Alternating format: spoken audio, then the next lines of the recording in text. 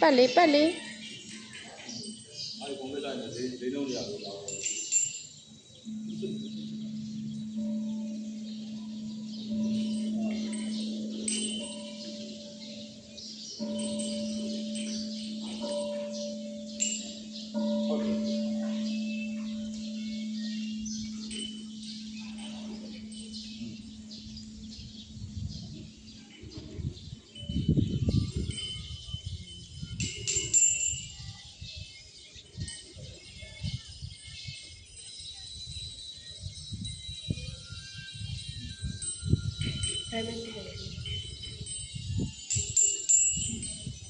ငါပတ်ရင်ပြန်ဆောင်ကြပြီတော့အဲ့ဒါဆို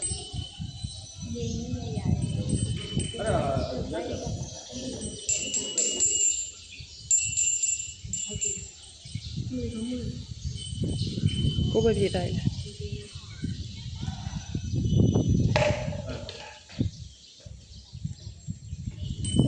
မလေးကထားကင်ထားပေးလိုက်ပါ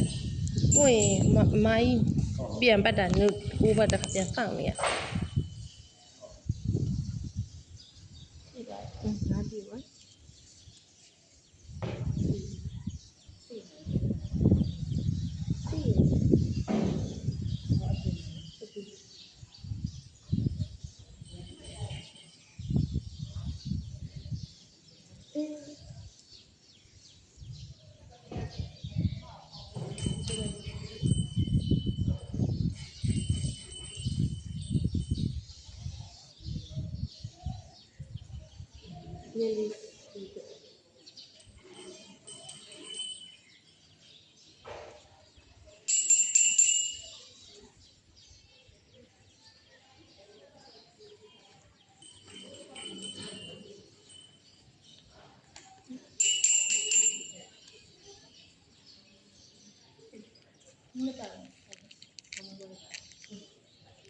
ဟိုဟာလေးနည်းနည်းအပေါ်ဆွဲတယ်